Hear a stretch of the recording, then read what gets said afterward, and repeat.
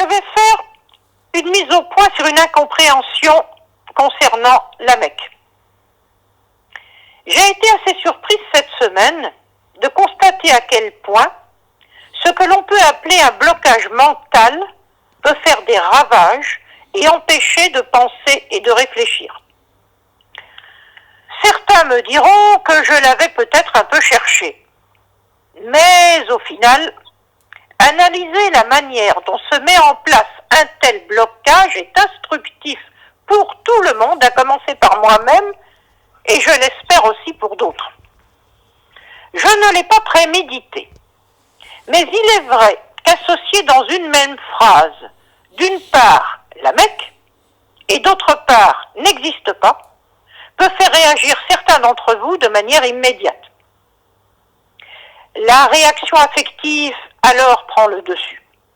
On ne va pas plus loin en lisant ou en écoutant la suite. On ne voit donc pas le point d'interrogation au bout de la phrase. On ne s'aperçoit pas que celui ou ceux qui affirment que la Mecque n'existerait pas, ce n'est pas moi. Au contraire, dans la suite de l'exposé, je m'efforce de déconstruire cette affirmation et de montrer que je la tiens pour absurde. Cela provoque d'ailleurs des réactions outragées chez ceux qui cette fois ont lu jusqu'au bout. Eux, à l'inverse, ils sont convaincus que la Mecque ne peut avoir existé au début du 7e siècle et qu'il s'agit d'une manipulation ultérieure. Ils attribuent cette manipulation de façon délirante au grand calife Abd el-Malik, le constructeur de la coupole du rocher en 692. Pour ceux qui pensent cela, je dirais qu'on est en plein complotisme. Ils sont évidemment stupéfaits que je n'adhère pas à leur thèse, m'accusant même d'avoir changé de version par rapport à des écrits antérieurs. Cela n'est évidemment pas le cas. Pour en revenir à ceux qui pensent que je serais de l'avis des externalistes, en masquant ce que je pense vraiment, je dirais qu'on est dans le cas où un processus de compréhension s'arrête, comme pour un freinage d'urgence. On ne pense plus, on réagit, comme si on avait reçu un électrochoc. C'est donc un cas intéressant de ce qu'on peut appeler une lecture immédiate. Cette lecture immédiate amène à croire comprendre, alors qu'en fait, on s'est claqué soi-même au nez la porte de la compréhension. Je dois dire que le fait d'amener des lecteurs à réagir de cette façon n'était pas prémédité. Ce n'était pas un test psychologique.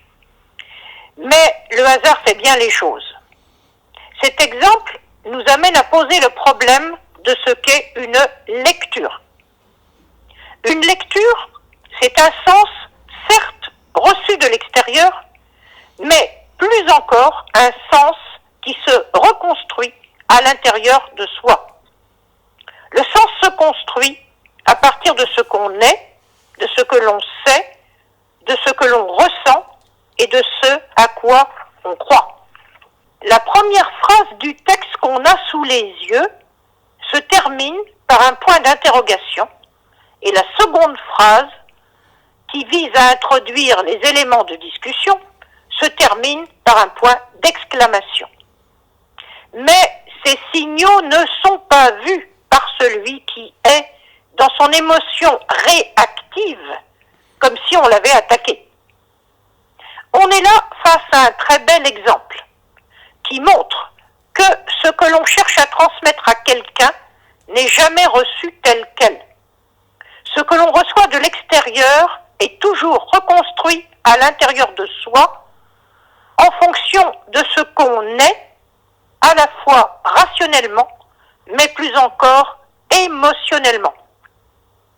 On est donc ici dans le cas où la reconstruction bloque ce qu'on veut transmettre. La réflexion ne peut plus se poursuivre. Je ne peux donc ici qu'alerter sur ces processus mentaux qui peuvent amener à faire de terribles contresens. À bientôt.